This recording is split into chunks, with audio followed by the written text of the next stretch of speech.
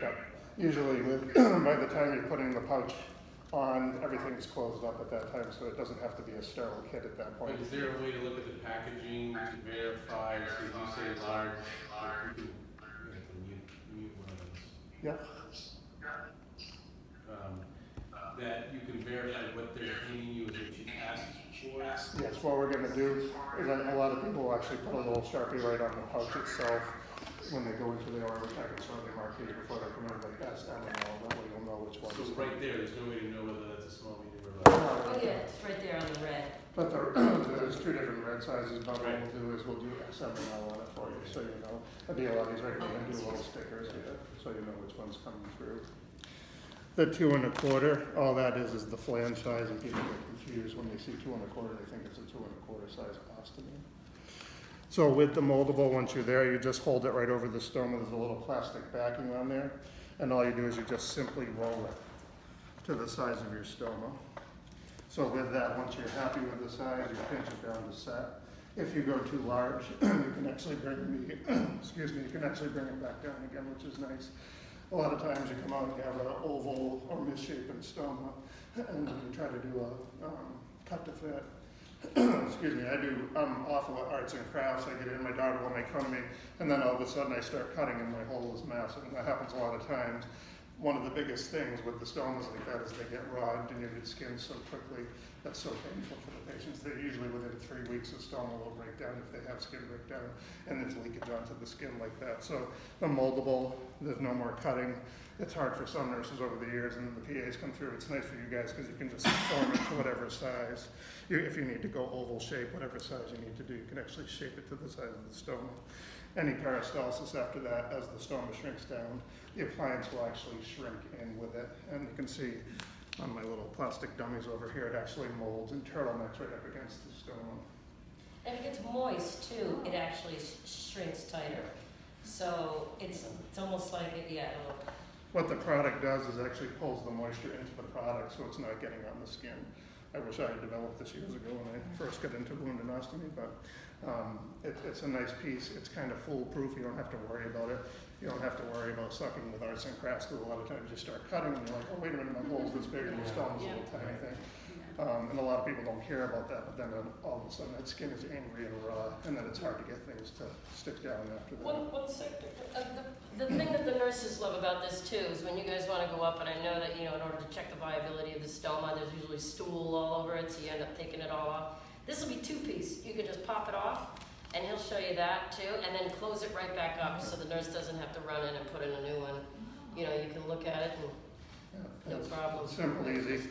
One of the biggest things for me is this little backing has to come off after you do size it. I'm trying to get them to put an X. I'm trying to get doing that because I made one mistake. I was in with a surgeon. We were talking to the family, had a revision of a surgery, and then all of a sudden I put it on a retracted stoma. I pulled off the paper side backing, and I was like, put it down. She came in and she's like, glad you. She's like, it was leaking with an hour, and I hate making mistakes like that. So I've been trying to get them to mark it, but you take that little blue layer off before you put it down on the skin, and then you can obviously tailor the paper wherever you need to. If you're up against the midline, you can always cut the paper edge. This is the main part that you want to stick down up against the skin. The other thing with these is the heat helps to activate the adhesives.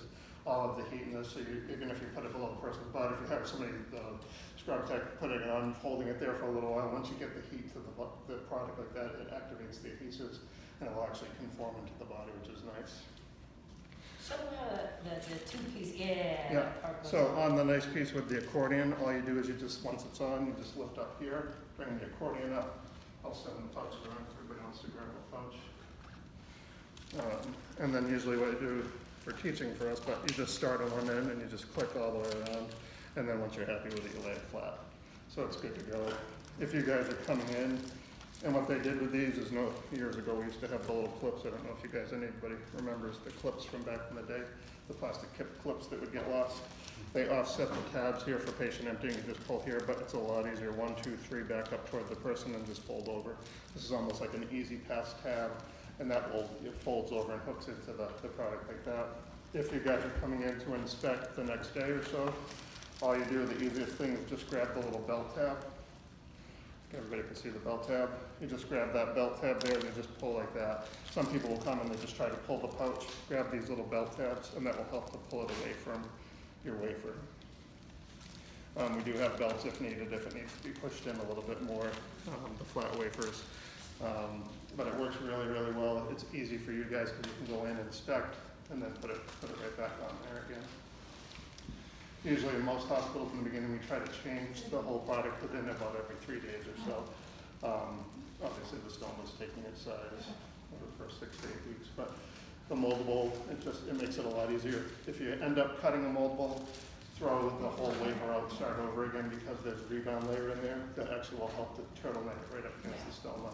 It's like if you cut your elastic waistband on your underwear, once that's gone, it's not going to resume. The same thing happens with that rebound layer. It won't hug up against the stoma. Kind of makes it foolproof and it prevents that skin breakdown after, which is biggest obviously for the ostomy nurses, but can be a nightmare for patient calls. I'm like, what do we do? My stoma is leaking, we're having issues. So it just makes it for easy everybody around. Okay, the second time for the stoma sighting? So, yep, we're gonna. Oh, no, you're the pro. Go Yep. ahead.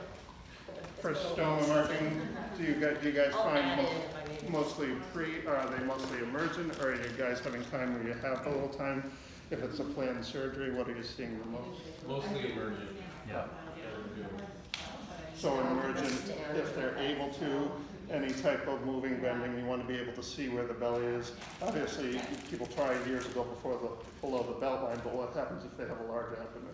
A lot of times what you do is you want to, that's what sometimes we'll end up marking them a little bit higher. You're like, oh, let's put it low, but then that person, when they start looking down, everybody on the table looks nice and flat. But when that belly gets up and they can't see over their belly, it's a nightmare. So it's like they used to take mirrors, but it's a nightmare trying to get the pouch and the wafer onto the stoma itself. So that's why sometimes you'll end up marking them high. I'll Check do for mine any, while we talk. Yeah. How's that? check for any skin folds. Obviously, when they're bending, I used to have them side lie. Where can they see on their belly? It's such an important piece because a lot of times when everybody's flat, you don't see all of those little folds. So you kind of want to mark above and below, because if you end up with especially a two-piece wafer, that little flange doesn't want to bend as much when you get into a crease like that. We have a lot of products that we can use if we get to that, but we like to prevent the leaks like that. So you look for a nice flat surface. And how far from the belly button? Oh, basically, you want to make sure so they're not going to be right up against the umbilicus, and that's a pain for the wafer. So oftentimes, what I would do is I'd just take one of the biggest ones and put it up against there to make sure it's at least this far from the belly button. Okay. And sometimes anatomically it's going to depend on what the surgeon finds in there, but at the same time, you try to want to give yourself a little space. If you do need to cut the product a little bit when you get there, you can certainly cut the side wafers, the side papers as well. But truly marking, seeing where the folds are, if they can move around while they're here, any type of move side to side, do some bending, stand up, look where the folds are. Some people have that nice flat abdomen, but it's a large abdomen. Like I said, you want to mark a little bit higher where they can still see the height of the stoma. So Sit, stand, lay down. Those are the best. That way you get like where their belt coat goes to, where like you're saying, like where your wrinkles are, all those things. Yeah. And if they can't stand, then, if you could just even sort of get them to, lean upwards so you can see. But yeah, that's a big one. Don't have it on the underside of the pannis or they'll never be able to change it themselves. if they do have a belt line, obviously check where that is if you can, because sometimes if you put it right in the middle of where the belt line is, can obviously be an issue as well. But the height, the skin folds are the biggest issue with wound and ostomy that we have after you get out of your surgery like that, because once we get it on, everybody's flat on the table, but once they start moving around, moving, bending, twisting, that's when you're going to start to see those little places. So try to, if you can get a little bit of movement out of them prior to surgery like that. I know sometimes hard with everything going on, but that's the... Okay. Oh, okay. I'm just watching. Sorry. So, the rectus muscle, right? Yeah. yes. Oh, yes. Did you see that part yet? Yeah, I'm not sorry, I'm going wide, but yeah, the abdominal rectus obviously for support. So you got a limited area that you want to do, away from the umbilicus, but within the muscle. The different sides depending on what you're going for. So what I always used to do is do two. So you take this and you mark it, or you do a circle or an X, and then you put this right over it. Just take one of these and put it over it. That way you go in there, that's not going to smudge and go away. Okay, so you mark and then you do this, And then I go for a secondary spot. You go secondary, so you take the same thing, you do the same, keep it away from the umbilicus, not on any folds and things, and give the doctor a secondary choice. And then when you do that one, you mark number 2, okay? So like you have first choice, second choice, okay? Sound good? And Then, for the rectus muscle, a lot of times what I'll do is just have them raise their leg. If they're laying flat, just bring both legs up. You feel for it where you're feeling, obviously try within that range to obviously plant it in that spot, of course.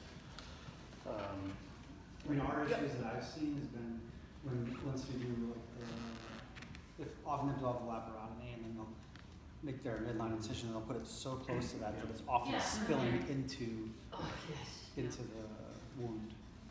trying to vac those, and I've done, you try, when you put in a vac and an ostomy at the same time, it's a pain, Or the effluent will drain right into Usually the ostomy appliance has to be on top of the vac thing, which means you have to change it every 2 days. Yeah. We're gonna bring in some of our seals and stuff to help prevent that. We do have smaller options. There's about 1,000 products that all the companies have been having to try to slim their products down. It's confusing for everybody.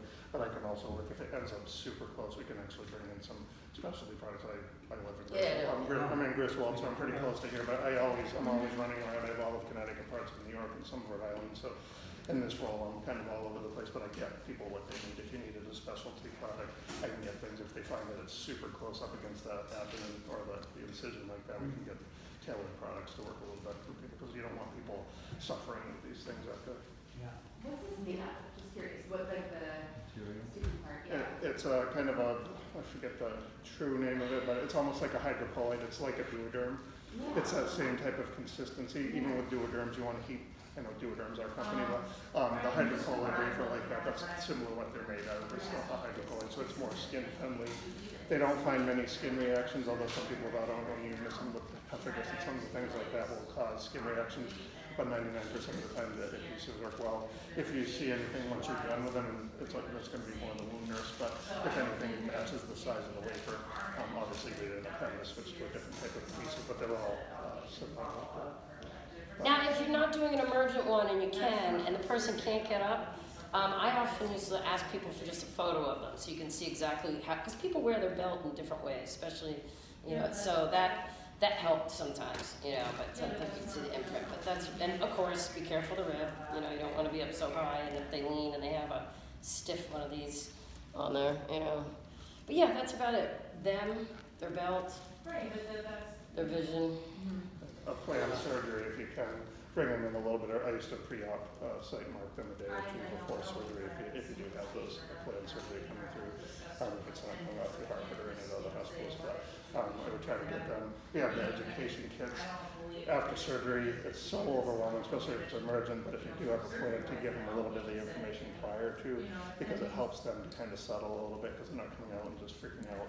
The anesthesia that a lot of people get. We didn't learn anything at the hospital, so the more that you can get them free, obviously, the better. But as you guys see, a lot of the emergent ones come free. So. Any questions? Did that help? Kind of in a nutshell. Excellent. Thank you, guys. We knew he was short in time, so you can talk fast, can't you? What did you say? When do we start with this?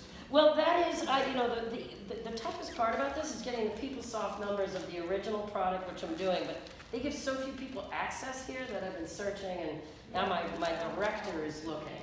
So as soon as we got the Criticade coming in instead of the Desert, we got a few other products, and this is on that list. We're doing them all at once, and hopefully it'll go to the CVT like within the next week.